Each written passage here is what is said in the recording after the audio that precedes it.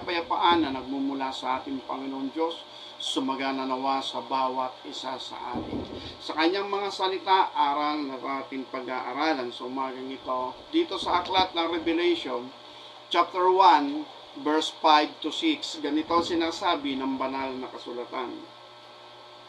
Mula kay Jesucristo na siyang saksing tapat, panganay sa mga patay, pangulo ng mga hari sa lupa, doon sa umibig sa atin at sa nagkalag sa atin sa ating mga kasalanan sa pamagitan ng kanyang dugo. At ginawa tayong kaharian, mga saserdote sa kanyang Diyos at Ama, sumakanya nawa ang kalwalatian at ang paghahari magpakailanman siya nawa. Pagpalain ng ating Panginoon ang pagkabasa ng kanyang mga salita. At muli, ito yung ating pag-aaralan, part 2 ng ating pag-aaral ng nakaraan about the strong evidence of eternal salvation. At ito po yung continuation, part 2 po. At ito po yung ating nabasa dito sa banal na kasulatan, ang Revelation chapter 1 verse 5 to 6. Ang sabi rito, ginawa niya tayong kaharian sa verse 6 at mga saserdote ng ating Panginoon. Kaya about dito sa ginawa tayong kaharian, ang kailangan po talaga dito as a strong evidence ay yung personal, alam natin na tayo sa ating sarili ay naging kaharian ng ating Panginoon Diyos. Kaya balikan po natin yung Matthew chapter 6 verse 9 na aral at turong pinaalam, ibinigay ng ating Panginoon Diyos sa kanyang mga alagad.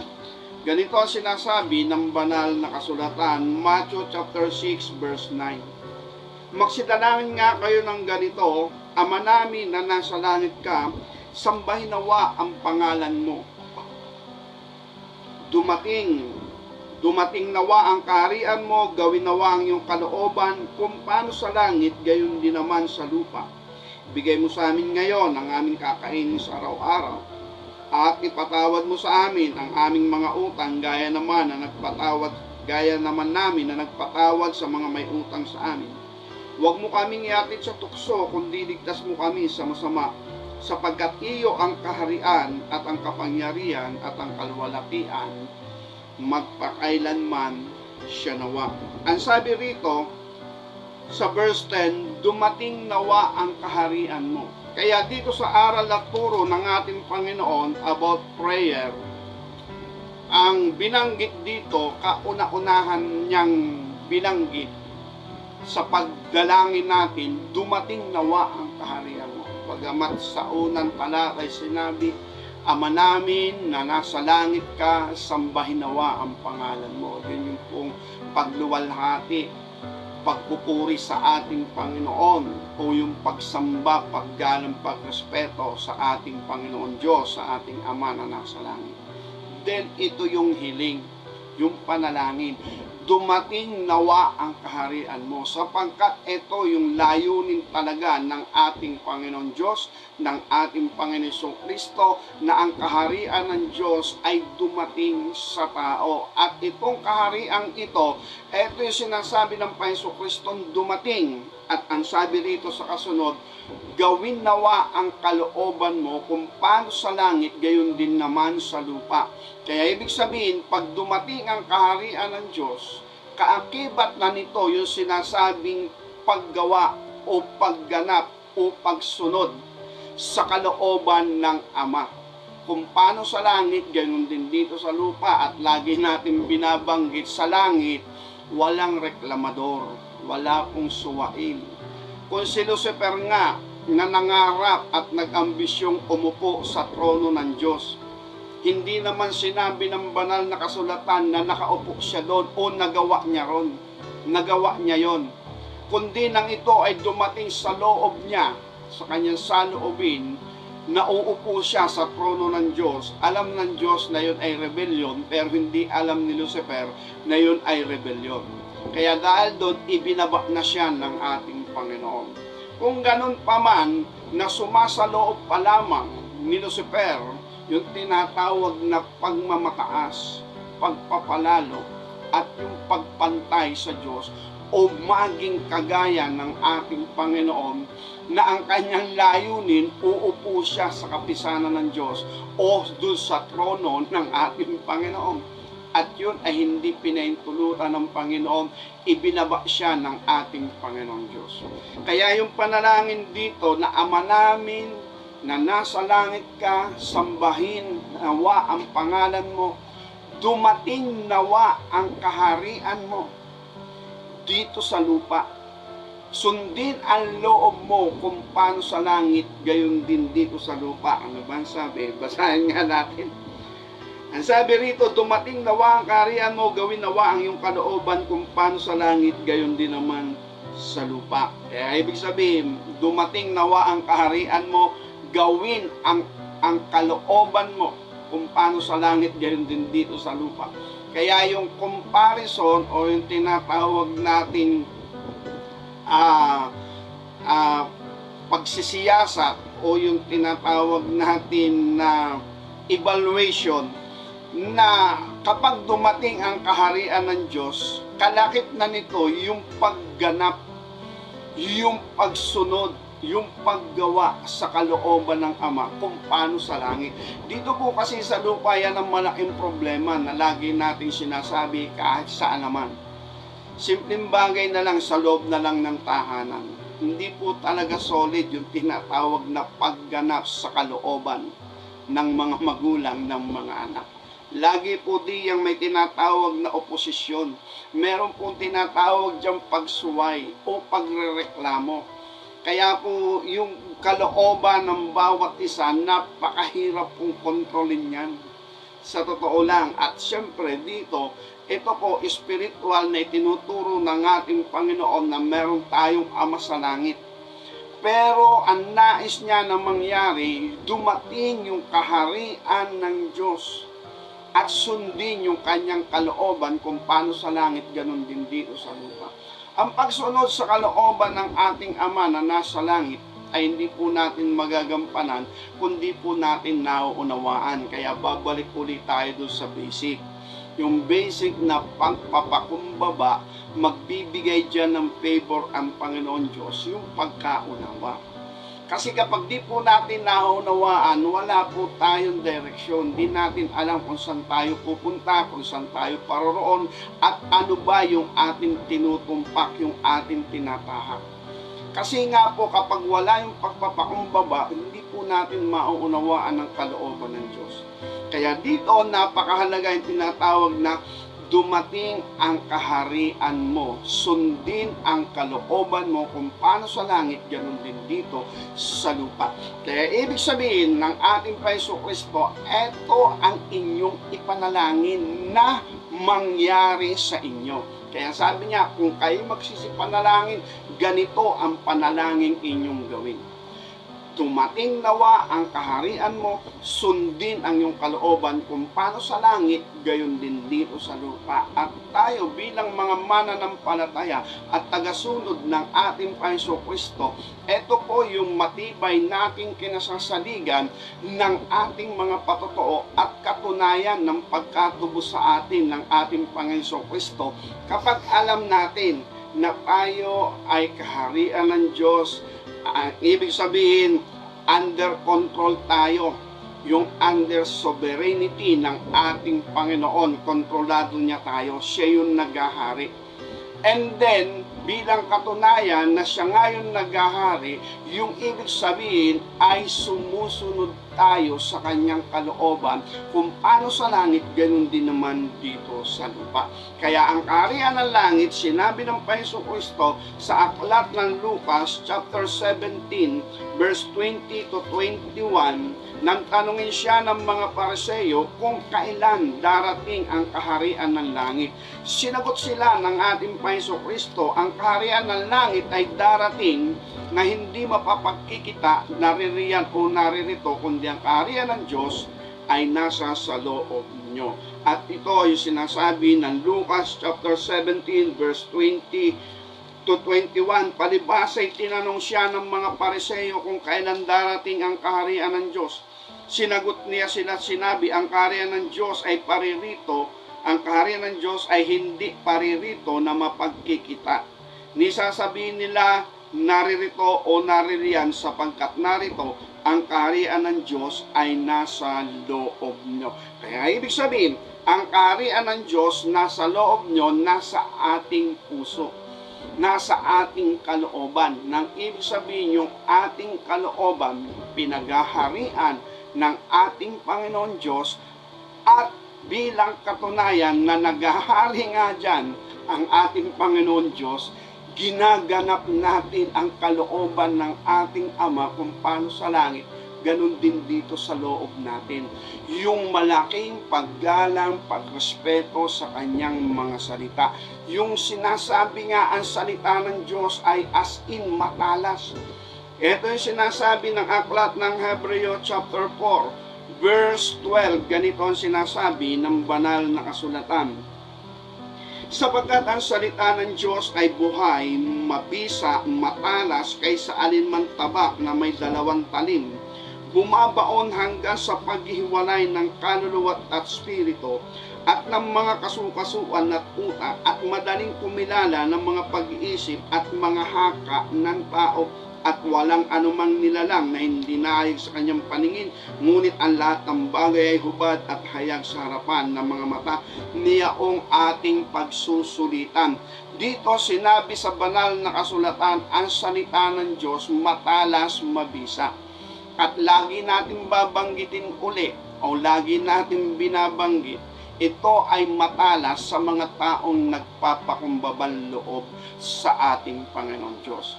Sapagkat makikita po natin, wala pong katotohanan ang mga salitang ito sa karamihan na nagmamataas at nagpapalalo laban sa karunungan ng Diyos. Ang salita ng Diyos, tinatawanan lang. Hinahamak pa nga inaalipusta pa nga. Ibig sabihin, nilalait. Sa mga tuwid ang salita ng Diyos sa kanilang buhay, wala po talagang kabisa-bisa. Sa mga tuwid, ang salita ng Diyos hindi po matalas para sa kanila na nagmamataas laban sa karunungan ng Diyos, or else mas maalam pa kaysa Panginoon Diyos. Pero sa mga tao, yun natin binabanggit, basically, kung talagang dadaan sila sa kanilang kalagayan na may pagpapakumbabang loob at magiging maamo at may paggalang, pagrespeto sa salita ng Diyos, ang salita ng Diyos as in may bisa. Kaya nga po, sa Diyos man ang kapurihan, ako po ay napaka-pilosopo rin noon, bagamat pilosopo nga doon talaga, pilosopo sanlibutan. Ako, kaya pa yung mother ko, nung panahon ako'y mabisyo, sabi niya, wag na daw akong magbisyo, yung manigarilyo. Masama daw yun sa kalusugan. Sabi ko, maaari, pero pag mahina ang katawan, di masama nga. Pero kung sasabihin na sigarilyo ay masama sa kalusugan, bakit yung mga matatanda, pag nanigarilyo, yung baga ng sigarilyo nasa loob pa ng bibig, at kung yan ay masama sa kalusugan, hindi natatanda yung mga yan. Kaya sabi nga doon sa mga slogan, sa mga sasakyan, may nakalagay na gano'n. Chain smoker, never die young old. Never old. Pala. Chain smoker, never grow old. They die young. Para ibig sabihin nun. Yung sabihin, hindi na daw tumatanda yung mga chain smoker. Bata daw pong namamatay. Pero bakit yung mga matatanda na nakita ko, ewan ko lang ngayon, wala na akong nakikita. Yung mga matatanda, pag nanigarilyo, may yung baga nasa loob ng bibig, nadaanan lang natin, ano? Pero talagang alam natin, mas masama lalo yan. Pero bakit nga yung matatanda? Ewan ko, ibig sabihin, siguro talagang malalakas lang ang kanilang pangangatawan dahil ang kanilang buhay, sabi nga, siguro sa probinsya, bukid-bukid, ay talagang masusustansya, sariwang gulay, sariwang pagkain, sariwang hangin. Kaya siyempre pag diyang kananirahan, talagang malakas ang iyong resistensya. Nadaanan lang ngayon, yung naging filosofiya ko, nadaan. Pero ito rin yung patotoo ko, kahit anong pilosopo ko, kahit sa salita ng Diyos, dumating sa aking buhay yung punto na hindi nga ako nakatanggi. Kaya yun yung aking unang patuto, hindi ako nakatanggi sa salita ng Diyos. Sa mga tuwid kong hindi ako nakatanggi, talagang may bisa. Nagkaroon ako ng paggalang, pagrespeto sa salita ng ating Panginoon, at kung merong mang salita ang banal na kasulatan na hindi ko naiintindihan, hindi ko nauunawaan, close parenthesis na lang yun sa aking buhay. At minsan dumarating na lang ang mga kasagutan, kaya lang hindi agad-agad. Yung iba mahaba-haba, siguro 7 years, at meron din naman 20 years bago ko maunawaan yung salita ng Diyos na nung una ay talagang tanong ko na yun. Kaya ibig sabihin, eto mga kapatid sa ating Panginoon Diyos, napakahalaga ang paggalang, pagrespeto sa kanyang salita, na ang kaharian daw ng Diyos na panalangin turo ng Panginoon dumating. At sana dumating na nga at ating matanggap. Dahil ang kaharian daw ng Diyos hindi daw makikita, naririyan, naroon, kundi ang kaharian daw ng Diyos nasa loob natin, sabi ng Panginoon Kristo. At kalakip nun, nakatunayang natanggap natin yon kung andun yung ating paggalang at pagrespeto sa kanyang mga salita. At kung ganun nga yung nangyayari, nagaganap, hindi po mahirap sumunod sa kalooban ng Diyos. Kung paano sa langit, ganun din dito sa lupa, sapagkat kung tayo ay kontrolado ng Panginoon, unawa natin yung kanyang kalooban, and then yung paggalang at pagrespeto ay naroroon, mangyayari na tayo nga ay gagawa o gaganap sa kalooban ng Ama na nasa langit, o ng kalooban ng Ama gaya sa langit, ganun din naman sa ating buhay or dito sa lupa. Okay. Pagkatapos ng mga bagay na ito, ayon sa ating teksto, dumating na ginawa tayong kaharian ng Panginoon Diyos. Revelation chapter 1 verse 6. At ginawa niya tayong kaharian at mga saserdote ng ating Ama o ng kanyang Ama ng Panginoon Kristo, at ginawa tayong saserdote. And then, yung pagiging saserdote natin, eto ngayon yung para sa lahat, hindi lamang po para sa mga ngaral, sa mga pastor, sa mga ebanghelista, sa mga guro o mga tagapagturo o yung sinasabi nating mga church worker. Ibig sabihin, para sa lahat ito na dapat mangyari, sapagkat ang sumasampalataya sa Panginoon, ginagawa niyang kaharian, and then nagiging saserdote niya. Dahil sa usapin ng pagiging saserdote, bakit tayo tinawag na saserdote ng ating Panginoon Diyos? At ang mga saserdote, ayon sa lumang tipan, sila po yung nangangasiwa doon sa loob ng templo. At doon po sa loob ng templo, pinangangalagaan nila ito, at maraming batas dyan sa kabanalan at sa katwiran. Isang bagay na nga yung atin nabanggit noon, yung patungkol kay Haring Oseas, na kung saan itong haring ito ay naging dakila sa pagsunod sa kalooban ng ating Panginoon Diyos, sapagkat siya'y tumiwala sa ating Panginoon Diyos na makapangyarihan sa lahat. At siya ay naging dakila, as in naging dakila talaga siya. Pero ang sabi ron, nung siya ay naging dakila na, nagmataas yung kanyang puso. No? Ang sabi rito, 2 Chronicle chapter 26 verse 16, ngunit nang siya'y lumakas ay ang kanyang puso ay nagmataas. Ano pat siya'y gumawa ng kapahamakan at siya'y sumalangsang laban sa Panginoon niyang Diyos, sapagkat siya'y pumasok sa templo ng Panginoon upang magsunog ng kamangyan sa ibabaw ng dambana ng kamangyan. At si Asarias na saserdote ay pumasok pagkatapos niya, at kasama niya ay 80 saserdote ng Panginoon na mga matapang na lalaki. At kanilang hinadlangan si Osias na hari, na nagsisipagsabi sa kanya, hindi na uukol sa iyo, Osias, ang magsunog ng kamangyan sa Panginoon, kundi sa mga saserdote na mga anak ni Aaron na mga itinalaga na magsunog ng kamangyan. Lumabas ka sa santuaryo sapagkat ikaw ay sumalangsang, di magiging karangalan sa iyo sa ganang Panginoong Diyos. Nang magkagayos, Osias ay nag-init, at siya'y may suuban sa kanyang kamay upang magsunog ng kamangyan. Habang siya'y nag-iinit sa mga saserdote, ang ketong ay lumabas sa kanyang noo sa harap ng mga saserdote sa bahay ng Panginoon sa siping ng dambana ng kamangyan. At si Azarias na punong saserdote at lahat ng mga saserdote nagsitingin sa kanya at narito siya may ketong sa kanyang noo at kanilang itinulak siya na madalian mula roon. Oo, siya na may nagmadaling lumabas sapagkat sinaktan siya ng Panginoon. At si Osias na hari ay nagkaketong hanggang sa araw ng kanyang kamatayan at tumahan sa bahay na bukod dahil sa may ketong sapagkat siya ay nahiwalay sa bahay ng Panginoon. At si Joatam na kanyang anak ay katiwala ng bahay-hari na humahatol sa bayan ng lupain. Ito makikita po natin, ito po si Haring Osias dito sa 2 Chronicle chapter 26. Bata pa si Haring Osias na maging hari, 16 years old.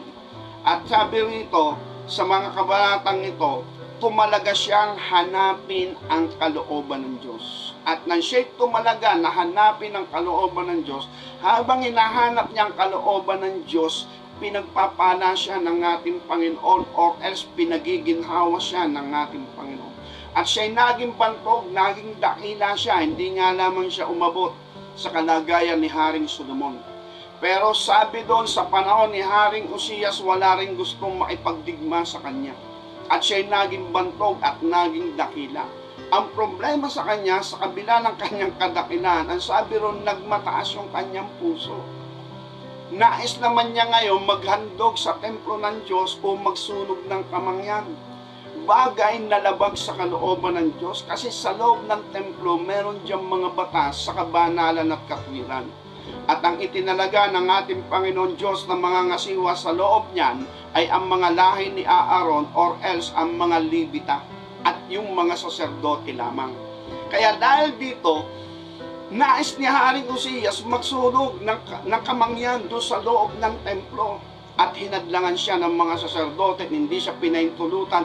Ang mga saserdote hindi natakot sa kanilang hari sapagkat maling-mali naman ang gagawin ng kanilang hari. Kaya sabi ron, hindi ito magiging karangalan sa iyo, o Osias, kundi ikaw ay sumalangsang sa Panginoon Diyos. At yung hari, siyempre, matapang din.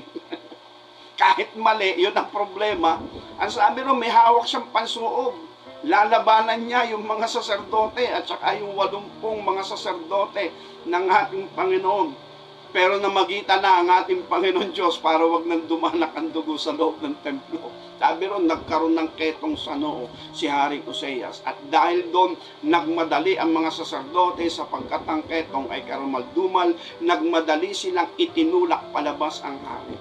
Walang nagawa ang hari at alam niya, hinatulan siya ng Panginoon Diyos. Sa loob ng templo, mga kapatid sa ating Panginoon, marami po diyang mga rules and regulation. Kaya kung tayo ay gagawing saserdote ng ating Panginoon, kailangan din po natin maging matatag. Amen. Sapagkat itong mga saserdoteng ito, yes, eto na nga yung mga hari. Hari na as in hari. Pero pagkatapos ng mga bagay na ito, nang dumating sa kanila yung usapin o ang pagkakataon na kung saan yung kanilang tungkulin ay sinasalangsang na mismo nung kanilang hari, di sila pumayag. Sila'y tumayo sa panig ng ating Panginoon Diyos. At dahil doon, hindi naman sila pinabayaan ng ating Panginoon Diyos. At ang sabi nga, sila ay tinulungan ng Panginoon at hinatulan ng ating Panginoon Diyos ang kanilang hari. Si Apostol Pablo, kung titingnan po natin, si Apostol Pablo po ay nagkaroon din ng problema na kung saan si Apostol Pablo ay hinatulan din ng maraming mga Hudyo sapagkat sinasapantahan nila na nagpasok si Apostol Pablo ng hintil doon sa banal na templo. Kaya ibig sabihin, ayon pa rin sa kautusan, bagamat si Apostol Pablo ay mananampalataya na ng Panginoon Kristo, pero ayon sa kautusan ng Hudyo, ang templo, hindi pwedeng pumasok dyan ng mga hintil. At yun ang naging kaso ni Apostol Pablo. Nang ibig sabihin, merong mga batas sa templo at ito'y dapat malagay sa kaayusan ng ating Panginoon Diyos. At higit sa lahat, ang ating Panginoon Kristo, nung makita niya ang templo, ay parang nagiging tiyanggi na Meron ng mga tindahan, ang masakit, tindahan na, nagbebenta na doon ng mga tupa, kambing, kalapati, bato-bato. Nilinis yun ng Panginoon, sinalangsang niya yun. Kaya, ang isang saserdote ay may responsibilidad para sa banal na templo. Ngayon, sa usapin ng banal na templo, bilang mga mananampalataya, alam naman natin yung sinasabi ng banal na kasulatan na tayo ay banal na templo ng ating Panginoong Diyos. At yan ang sinasabi ng 1 Corinthians chapter 3, verse 16, ating pong tingnan kung naroroon nga. Hindi ba kanyo nalalaman na kayo templo ng Diyos, ang Espiritu ng Diyos ay nananaan sa inyo? Kung gibay na sino man ang templo ng Diyos, ay igigiba ng Diyos sapagkat ang templo ng Diyos ay banal, na ang templong ito ay kayo. Sa mga tuwid, kung ang ating katawan ay templong banal, merong saserdote na mga ngasiwa diyan.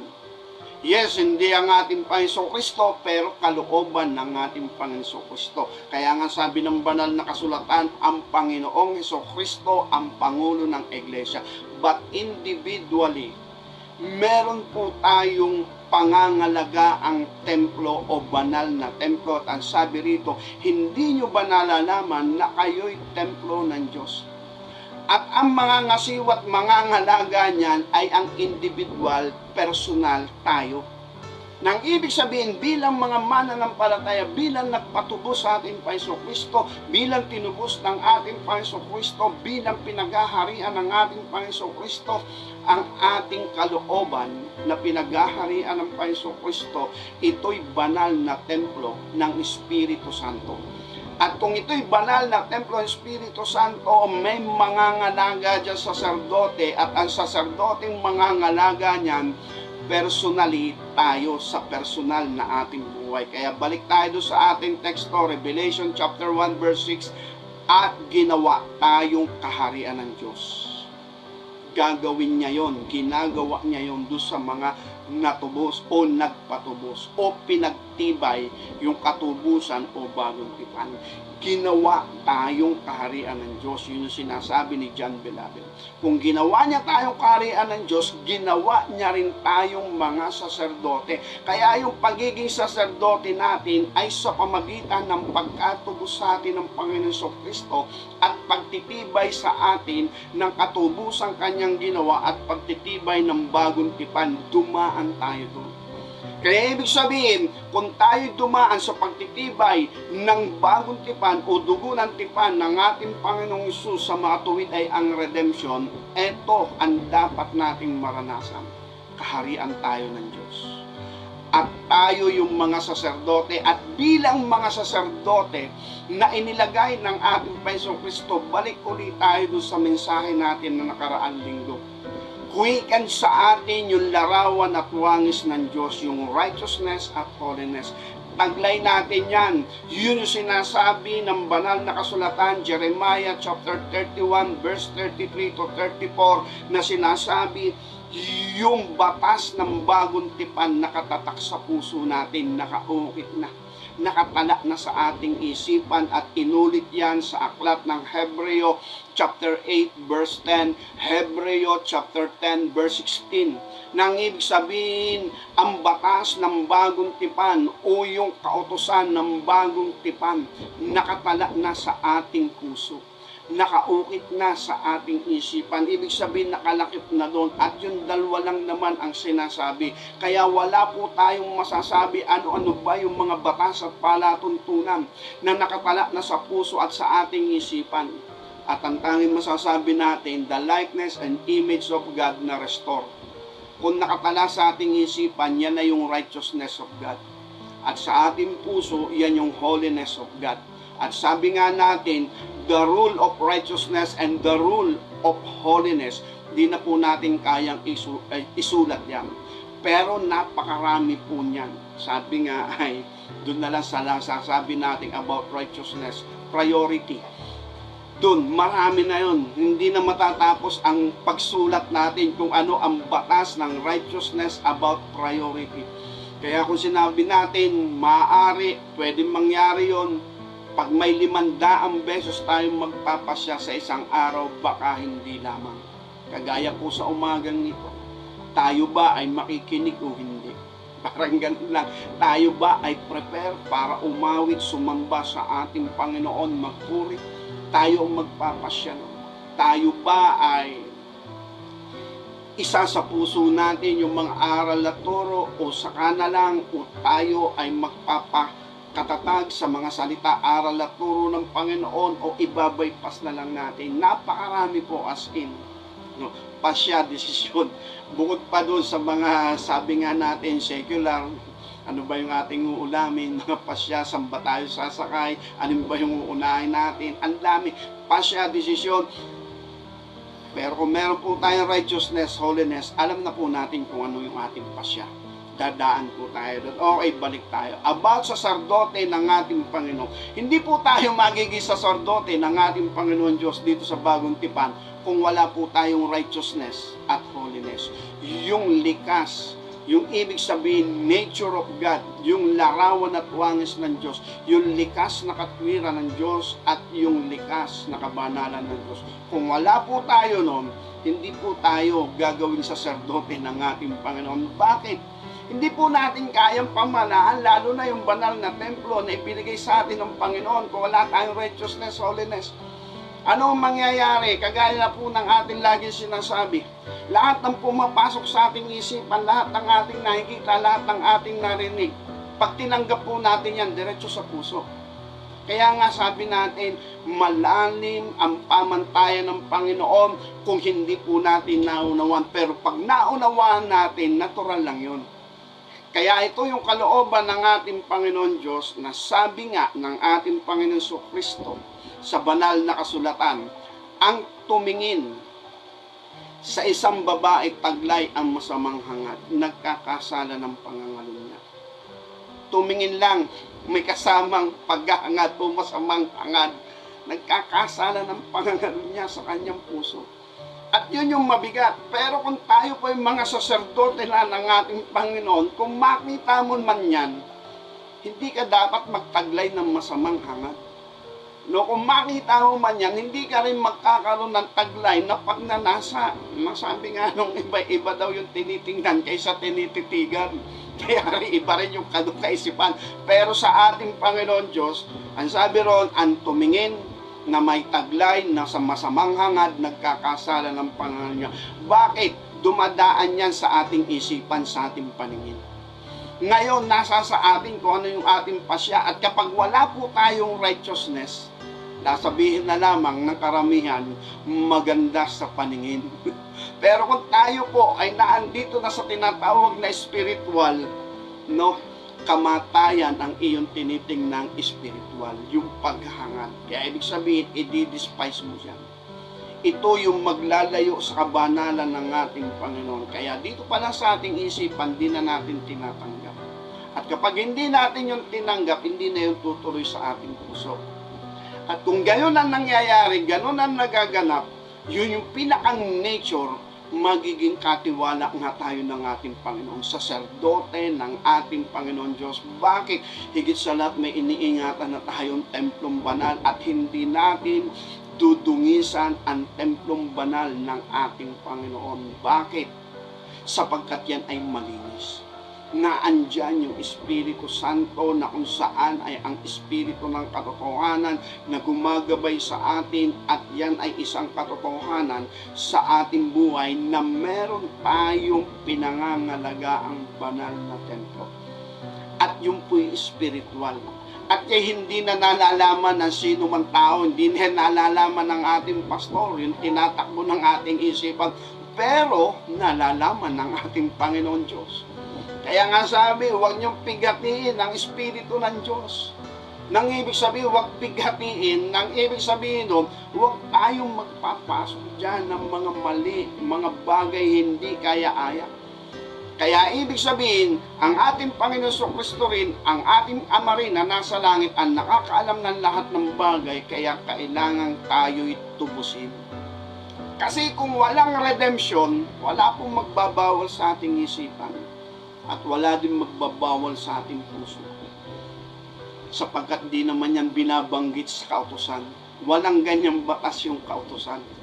Sabi nga ni Apostol Pablo sa aklat ng Pilipos, ayon sa kautusan na nasa kabanalan, wala akong kapintasan. Siya may sabi nun. Kaya ibig sabihin, ayon sa kabanalan na nasa kautusan, wala siyang kapintasan. Ibig sabihin, wala siyang dungis ayon sa law of Moses. Kasi Pariseo nga siya, tagapagtanggol ng kautusan. Pilipos chapter 3, verse 6, tungkol sa pagsisikap ay manguusig sa iglesia. Tungkol sa kabanalan na nasa kautusan ay walang kapintasan. Tungkol daw sa kabanalan na nasa kautusan, wala siyang kapintasan. Pero nang sumulat siya dito kay Tito chapter 3, Titus chapter 3, verse 3, ganito sinasabi ng banal na kasulatan. Sapagkat tayo rin naman ng unang panahon ay mga mangmang, mga suwail, mga nadaya, na nagsisipaglingkod sa sari-saring masamang pita at kalayawan, na namumuhay sa masamang akala at kapanagilian, mga napupuot at tayo'y nangagkakapuotan. Ngunit nang mahayag na ang kagandahang loob ng Diyos na ating tagapagligtas at ng kanyang pag-ibig sa tao, hindi dahil sa gawa at katwirang ginawa natin sarili, kundi ayon sa kanyang kaawaan, ay kanyang iniligtas tayo sa pamagitan ng paghugas at muling kapanganakan ng pagbabago ng Espiritu Santo na kanyang ibinuhos na sagana sa atin sa pamagitan ni Jesucristo na ating tagapagligtas. Sabi ni Apostol Pablo, ayon sa kautusan na nasa kabanalan, wala akong kapintasan. Pero pagdating na dito sa pagtuturo niya kay Tito, ng unang panahon tayo'y nadaya, mangmang tayo. Nabuhay tayo sa masamang akala. Kaya sino ang magpapatibay, magpupruweba at magiging saksi na meron tayong taglay na masamang akala? Wala. Tanging Diyos lang at tayo sa ating personal. Sabi ron, tayo'y may kapanaghilian. Sino ang huhusga sa atin na meron tayong kapanaghilian? Kahit halatang halata na nga na meron, pwede pa rin itanggi. Kasi wala ngang ebidensya. Kapag yan ay nasa ating isipan, nasa ating puso, maliban na nga lamang, hayag na sa tinatawag na gawa. Sabi ron, nangagkakapuotan. And time na sinabi nagkakapuotan, hindi na sabi ng ating Panginoon. Excuse me, na sinasabi, kung kayo ay, anong sabi, merong napupuot, ang sino mang napupuot sa kanyang kapatid, no, ay nagkakasala siya ng pagpatay. Ng ibig sabihin, kasalanan pala yun, hindi pala dapat magkaroon ng ganon yung buhay ng tao na kung saan ay meron siyang ganong kalagayan na napupuot siya sa kanyang kapatid. Kaya kung siya ay napupuot sa kanyang kapatid, sabi doon, siya ay mamamatay tao. 1 John chapter 3 verse 15, ang sino mang napupuot sa kanyang kapatid, mamamatay tao. At nalalaman nyo, sino mang mamamatay tao ay hindi pinalalahanan ng buhay na walang hanggan. Ay sino magiging saksi na tayo mamamatay tao sa pamagitan lang nung napupuot sa kanyang kapatid? Walang ebidensya.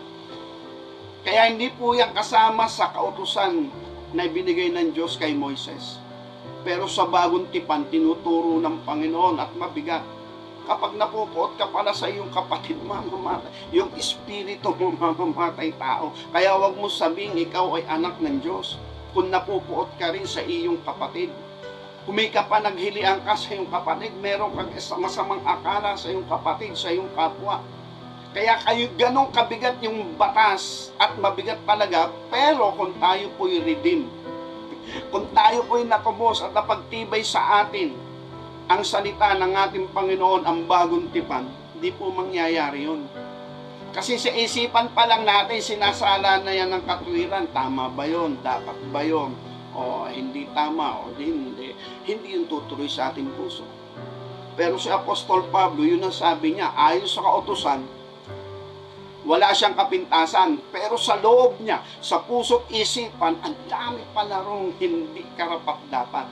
At yun ay natutunan niya na siya'y sumampalataya na sa Panginoon at magpatubos ng buhay sa Panginoon. Hindi pala kalugod-lugod at karapat-dapat yun sa ating Panginoon. At yun ay nagbago nang siya'y mahugasan ng dugo ng ating Paiso Kristo at pagbabago ng Espiritu Santo na ibinuhos na sagana sa pamagitan ng biyaya ng Diyos, sa pamagitan ng ating Paiso Kristo, at ito ngay sa pamagitan ng katubusan.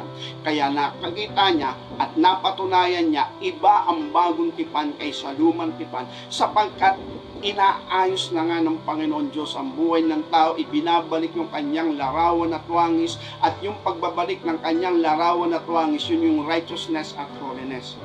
And then, kung taglay po natin yung righteousness and holiness, hindi po mahirap na tayo po'y ihalal na saserdote ng ating Panginoon Diyos ayon sa teksto na ating binasa, Revelation chapter 1 verse 6. Ginawa niya tayong kaharian, mga saserdote ng ating Panginoon. Bilang mga saserdote ng ating Panginoon, dapat taglay po natin yung righteousness and holiness. At kung taglay natin yun, hindi po mahirap na tayo maging halal na saserdote, dahil ang pangangalagaan natin templo ay tayo rin sa ating sarili. Kaya may binabantayan tayo sa ating budhi, sa ating puso, na tinatahanan ng katwiran ng Diyos at kabanalan ng Diyos sa pamagitan ng kanyang banal na Espiritu. Kaya dahil dito, kung ito po ay ating napatunayan, yan po ang sinasabing kayo'y aking mga saksi, sabi ng Panginoon. Doon sa aklat ng Isaiah chapter 43 verse 10 to 11. Kayo'y aking mga saksi, sabi ng Panginoon, at aking mga lingkod na aking pinili upang mapatunayan ninyo na walang Diyos na inanyuan na una sa akin o magkakaroon man pagkatapos ko. Sa mga tuwid bagay ako, liban sa akin ay walang ibang tagapagligtas. Isaiah chapter 43 verse 10. Kayo'y aking mga saksi, sabi ng Panginoon, at aking lingkod na aking pinili, upang maalaman niyo yung pagsampalataya kayo sa akin at inyong matalastas na ako nga walang Diyos na inanyuan na una sa akin o magkakaroon ng pagkatapos ko. Sa mga tuwid bagay ako ang Panginoon, liban sa akin ay walang tagapagligtas. Ako'y nagpahayag at ako'y nagligtas. Ako'y nagpakilala at walang ibang Diyos sa gitna ninyo. Kaya't kayo'y aking mga saksi, sabi ng Panginoon, at ako ang Diyos. Oo, mula nang magkaroon ng araw ay ako nga, at walang sino man makapagliligtas sa aking kamay, ako'y gagawa, sinong pipigil. Kaya sabi rito, kayo ang aking mga saksi. Kaya kung tayo po ay magiging saksi, ano yung ating sasaksihan? At kung saksi, merong ebidensya, merong katunayan. At yung mga ebidensya po natin, spiritually, tayo na lang ang nakakaalam at ang ating Panginoon Diyos.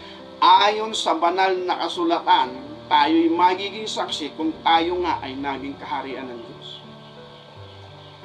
At kung tayo ay naging kaharian ng Diyos, sa mga tuwid, tayo ay kanyang mga saserdote. At kung tayo mga kanyang saserdote, gaano katotoo na meron tayong binabantayang templo. Na alam natin yung rules and regulation diyan about righteousness and holiness lang. Hindi kagaya sa lumang tipan, ang dami. No, kagaya nga nung anak ni Aaron, si Abiyo, at saka si Nadab, nagpasok sila ng ibang apoy. Yung apoy galing sa labas, ang batas sa templo ng ating Panginoon Diyos, yung apoy na inilagay dun sa kandelero, yun ay mananatili, hindi papatayin araw man o gabi. Kaya yun ay susuplayan nila ng langis ng ulibo. At doon din sila kukuha ng apoy na pangsuob doon sa tinatawag na kamangyan. At doon sa mga handog na susunugin, doon din sila kukuha ng apoy. Ewan ko ba naman, challenging sa buhay ng tao kung bakit mali pa yung challenge na tinanggap ni Nadab at Abiyo. Apoy sa labas ang kinuha nila at yun ang ipinasok sa templo. Sabi ro, pinatay sila ng Diyos. Kahit pa ang tatay nila ay hinirang ng Diyos. Pero kung sila'y susuway sa templong banal na iniingatan ng Panginoon na manatiling banal, ang susuway doon, death penalty talaga, as in death penalty. Kaya ibig sabihin, hindi ganon kadali sa bagong tipan kung paano natin babantayan yung templong banal. Pero kung nasa atin yung righteousness, quicken, bumalik yung larawan at wangis ng Diyos, ipinagkakatiwala sa atin ng Panginoon na magbantay tayo ng isang templong banal. Hindi yan kayang bantayan ng pastor mo, ng kapatid mo, ng guro mo, ng mga ebanghelista.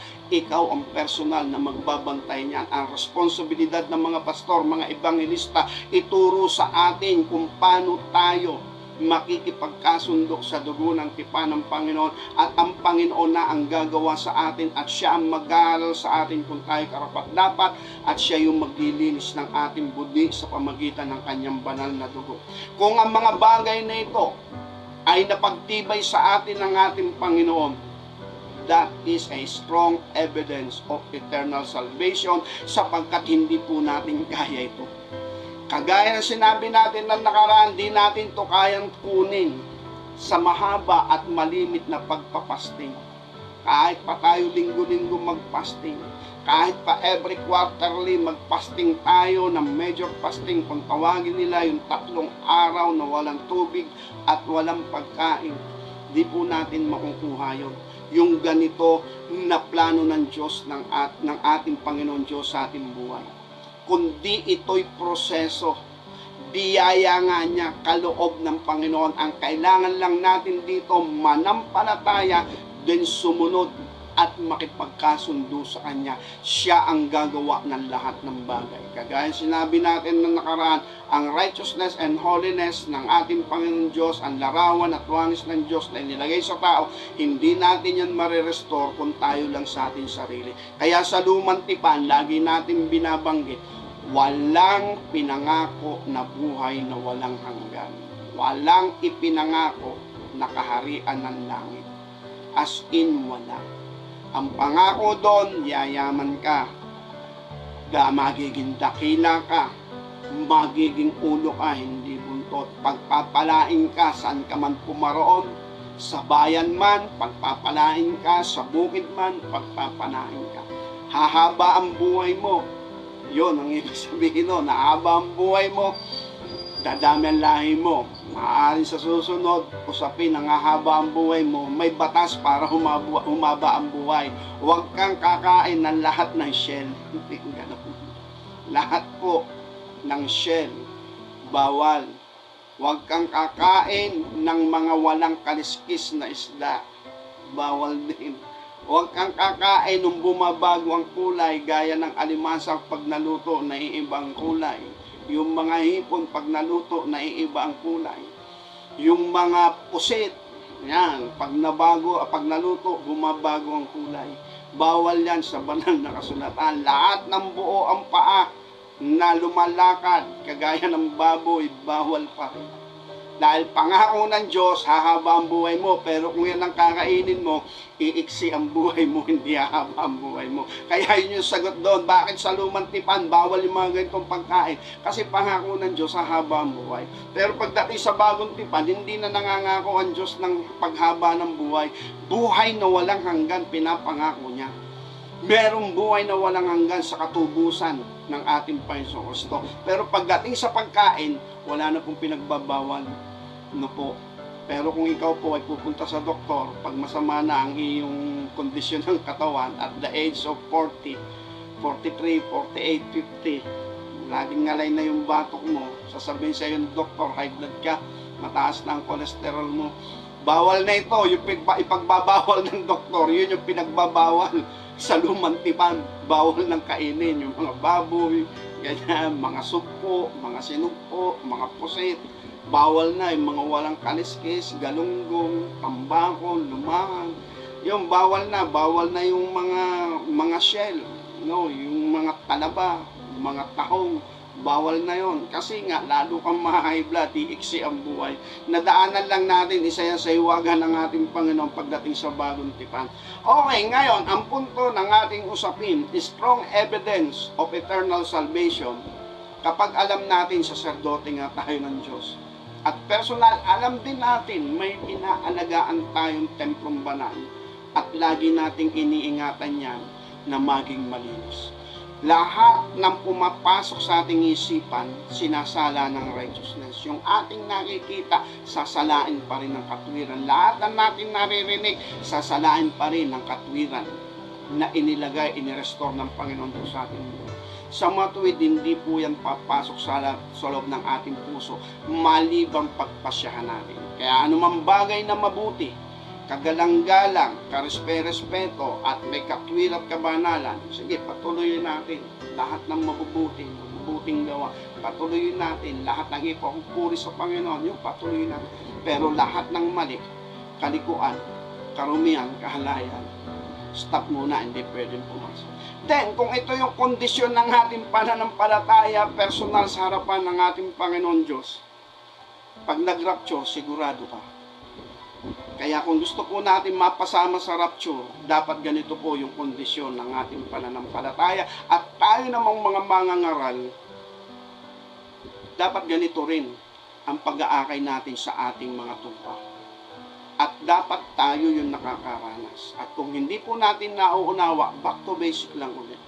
Pagpapakumbabal loob, favor ng Panginoon na ating maunawaan. At kapag natanggap natin yung mga bagay na yon, salamat sa ating Panginoon, nasumpungan natin ang ating buhay, hindi po sayang ang pagkatubos sa atin ng Panginoon. At yung Romans chapter 8 verse 33, walang anumang sakdal o pagsasakdal sa mga hirang ng Diyos. Ang Diyos yung umaring ganap. At Romans chapter 8 verse 1, walang hatol sa mga nakay Kristo Jesus. Sa English King James Version ay binanggit doon, wala nang hatol sa mga nakay Kristo Jesus na lumalakad sa Espiritu at hindi na sa laman. Pagpalain tayong lahat ng ating Panginoon Diyos. Harinawa, taglayin po natin ang liwanag at katotohanan ng ating Panginoon Diyos habang tayo naririto sa ibabaw ng lupa. Sa kanyang kapurihan, magpakailan-kailan na. Amen. Tayo po'y manalangin.